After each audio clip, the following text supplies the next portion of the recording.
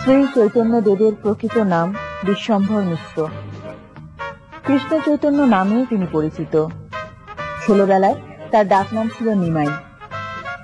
চৈতন্য দেব ছিলেন ব্রাহ্মণ থেকে রূপান্তরিত এক ধর্মবেত্তা, যিনি তার সক্রিয় ভক্তির মাধ্যমে বাংলা ও উড়িষ্যার বৈষ্ণব সম্প্রদায়ের মধ্যে প্রভাব ফেলেন এবং হিন্দু ধর্মের জাতিগত বিভেদ কমানোর চেষ্টা করেন। এবারে আরেকটি ডকুমেন্টারি ক্লিপ। এটি কিন্তু একজন বাঙালিকে নিয়ে। তিনি হচ্ছেন শ্রী চৈতন্যদেব। তার জন্ম হয়েছিল নবদ্বীপে, কিন্তু তার বাবা মার জন্ম হয়েছিল সিলেটে। শ্রী চৈতন্যদেব সিলেটে প্রতিষ্ঠা করেছিলেন একটি মন্দির।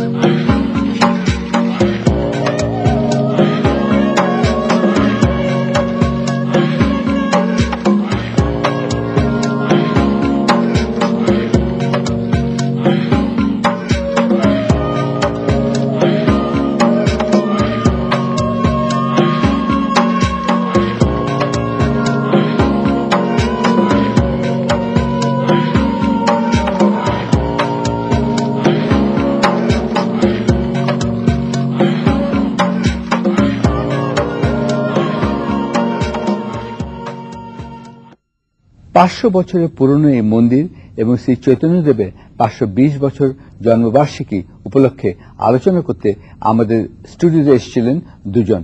আজ তাদের সঙ্গে আপনাদের পরিচয় করে দিচ্ছি। শ্রীকৃষ্ণ চৈতন্যদেবের আবির্ভাব ঘটেছিল আজ থেকে 520 বছর আগে। অনেকে হয়তো জানেন না, তার বাবা ও মা দুজনেই ছিলেন সিলেটের বাসিন্দা। ব্রাহ্মণ পরিবারে তার জন্ম হলেও তিনি কিন্তু হিন্দু ধর্মে যে জাতিভিত্তিক বৈষম্য ছিল এবং এখনো আছে, তার বিরুদ্ধে তিনি সেই সময়ে কিন্তু সাম্যের বাণী প্রচার করেছিলেন। বলা যেতে পারে শ্রীকৃষ্ণ চৈতন্যদেব অরিজিনাল সাম্যবাদী। চিন্তা করুন, 520 বছর আগে। এবং তিনি গৌড়ীয় বৈষ্ণব ধারারও প্রচলন করেন। অনেকে বলেন, মজা করেই বলেন, যে ব্রাহ্মণের চণ্ডালে করে কোলাকুলি, কবে বা ছিল এ রঙ্গ। আজ এ বিষয়ে আলাপ করার জন্য এখানে উপস্থিত আছেন শ্রী রাধা বিনোদ মিশ্র, যিনি শ্রী শ্রীমন শ্রীকৃষ্ণ চৈতন্য মহাপ্রভুর মন্দিরের সেবায়ত এবং তার বংশধর বটে। এবং তার পাশে আছেন কৃষিবিদ সন্তোষ কুমার সাহা, যিনি ওই মন্দির সম্পর্কে কিছু আপনাদের বলবেন। কত পুরুষ আগে তিনি আবির্ভূত হয়েছিলেন? তিনি 14 পুরুষ আগে আবির্ভূত হয়েছিলেন।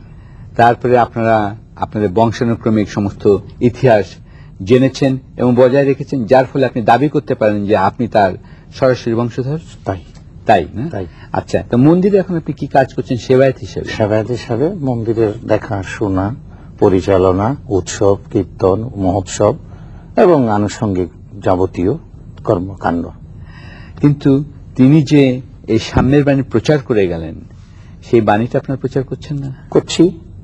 মানে আমাদের দেশে বিভিন্ন অঞ্চল, ঢাকা, চট্টগ্রাম, খুলনা, যশোর, বরিশাল, কুমিল্লা, নারায়ণগঞ্জ, নরসিংদী, বিভিন্ন অঞ্চলে বাংলাদেশে আমি ঘুরে বেড়াচ্ছি, এই বাণী প্রচার করছি। আপনি কি জানেন, এই যে আপনার পাঞ্জাবিতে লেখা আছে কৃষ্ণ কৃষ্ণ হরে হরে হরে কৃষ্ণ, এটি কিন্তু লন্ডনে শোনা যায় প্রায় প্রতিদিনই, অক্সফোর্ড স্ট্রিটে এবং ব্রিটেনের বিভিন্ন শহরে যারা হরে কৃষ্ণ গোষ্ঠী নামে পরিচিত, তারা কিন্তু এরকমই আপনার মতো পোশাক পরে, ধুতি এবং পাঞ্জাবি, তবে গেরুয়া রঙের, হ্যাঁ, তারা কিন্তু এই গান করে এবং খঞ্জনি দিয়ে বাজায়। তারা কি আসে আপনার মন্দিরে? আসে। কি বলে? এই হরে কৃষ্ণ, এই হরে কৃষ্ণ, কৃষ্ণ কৃষ্ণ হরে হরে, হরে রাম রাম রাম হরে। তারাও চৈতন্য মহাপুরুষের শ্রদ্ধা করে, ভক্তি করে।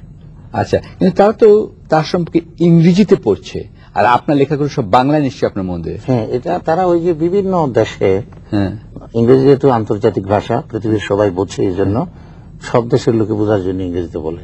আচ্ছা, আর আমরা তো আমাদের দেশের সবাইকে নিয়ে আছি, তো হ্যাঁ, তাই আমরা বাংলাতেই ইয়ে করি। এবং চৈতন্য তো বাঙালির ঘরে আসছে। হ্যাঁ, সিলেটে বললেন তো।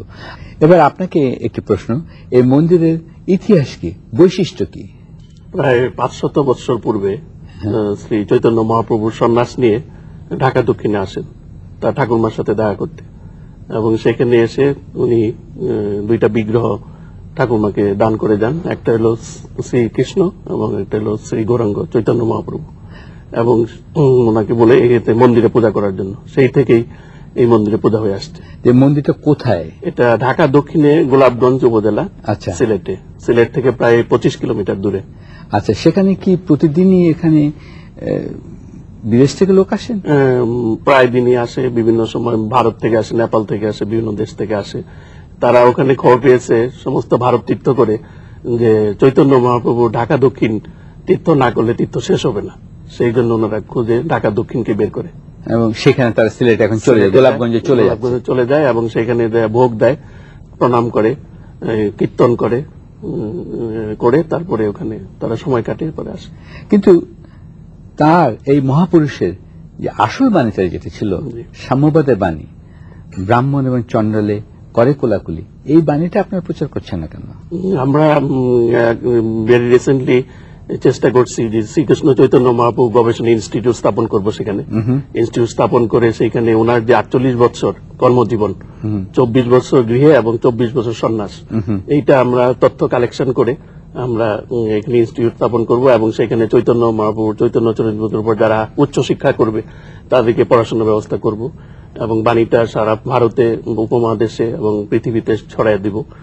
এখন যে সমস্যাটা হয়েছে, মন্দিরের সংস্কারের বিশেষ দরকার। এটা ঐতিহাসিক দিক দিয়ে এবং প্রত্নতত্ত্ব দিক দিয়ে এবং ধর্মীয় দিক দিয়ে, 3 দিক দিয়েই এই মন্দিরটা গুরুত্বপূর্ণ। কিন্তু আমাদের গত বছর যে উৎসব হইল, সেখানে আমাদের বাংলাদেশ সরকারের মাননীয় প্রতিমন্ত্রী গৌতম চক্রবর্তী উনি গিয়েছিলেন, এবং এনাম আহমেদ চৌধুরী গিয়েছিলেন, প্রাইভেটাইজেশন বোর্ডের চেয়ারম্যান। ওনারা ওখানে বলে আসছেন যে এই উৎসবটা জাতীয় উৎসব হওয়া উচিত, আজকে বিলুপ্ত হয়ে গেছে, এবং এই জাতীয় উৎসব যাতে হয় আমরা উদ্যোগ নিব।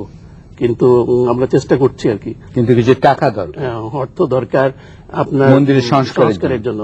শ্রীকৃষ্ণ চৈতন্য দেবের আবির্ভাবের 520 বছর পূর্তি উপলক্ষে এবার আপনারা কি বিশেষ উৎসব পালন করছি? আমরা কি করছেন? 1 মাস ব্যাপী বিভিন্ন অনুষ্ঠান করে যাচ্ছি।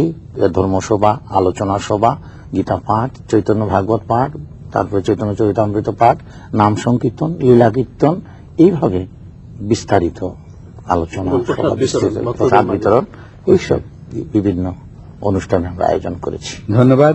আপনাদের এই অনুষ্ঠানের সার্বিক সাফল্য আমরা কামনা করছি, এবং আমাদের তরফ থেকে 2টি লাল গোলাপ শুভেচ্ছা আপনাদের জানাচ্ছি। ধন্যবাদ। এবং আমরা আশা করি তার সাম্যবাদের বাণী কিন্তু আপনারা প্রচার করতে ভুলবেন না। ধন্যবাদ।